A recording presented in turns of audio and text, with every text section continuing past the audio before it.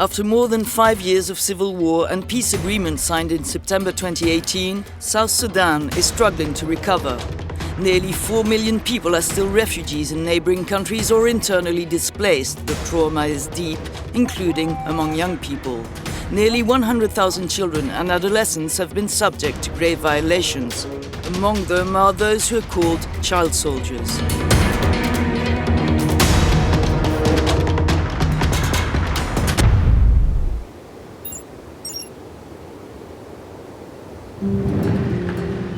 We're in Yambio, capital of the state of Western Equatoria in the south of the country.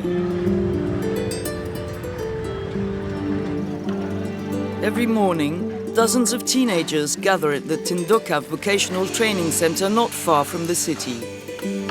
They are among some 3,600 children demobilized from armed forces or groups in South Sudan with the help of the United Nations.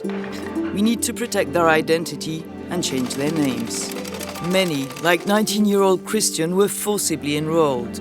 Captured by an armed group at the age of 13, he lived in hell for 2 years. We were sleeping just under the trees. To get food, it was difficult. Unless you went and attacked people, they would tell you to do bad things. You can slaughter someone. If you didn't do it, they would kill you. My brother, we were there with my brother. They killed him. Anna was barely 13 when she was captured on her way to school. She's among those actually trained to fight. Her ordeal lasted over a year. When we were there, we were beating people, torturing people, robbing people's property. When we were told to shoot people, we had to do it. If you said no, they would torture you or kill you. It was also hard for girls because the boys used us as wives. Anna, now 16, is training in sewing alongside the other young girls in the center. Like many of them, she is the mother of a young child. Thanks to her training, Anna hopes to save money to pay for the future education of her little boy. And for her own, she dreams of becoming a doctor. Vocational training is only one part of a 3-year rehabilitation program for former child soldiers, co-funded by the European Union's Humanitarian Aid Service. Addressing the needs of the children of South Sudan is one of our prime focuses. There are over 2 million children who have lost out on any form of education. What we're trying to focus is on the children because we don't want another lost generation, to give them some sort of basic education, to give them basic skills so they can participate in the reconstruction of their country.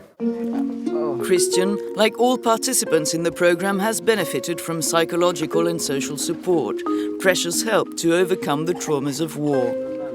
So are the social workers who are there to support them throughout their journey and help them reintegrate into their community, a challenge in most cases. Christian was rejected by his father. He was taken in by the brother of his dead mother. When he came back, he was wild. He couldn't understand anything. Even me, his own uncle. I was afraid of him. Since he went to school, he learned many things and changed a lot. Now when he comes, he can greet people, he can smile. It's a big change. Managed by UNICEF, the program has transformed the lives of hundreds of youths, a long-term job which could be compromised for lack of funds, and thousands of children are still in the hands of the armed forces and groups. This program has been underfunded for over a year, and we've been using other resources to keep it going. So unless we have fresh funding coming in, we might need to close Tindoka, where we are now, but also the entire program. And with the potential peace being prolonged, we will see more children coming out of the woods, and they will need our help. But without funds, we can't help them properly. Christian wants to become a plumber. He knows that his future and that of thousands of other war children will also depend on the sustainability of the still fragile peace process in South Sudan. There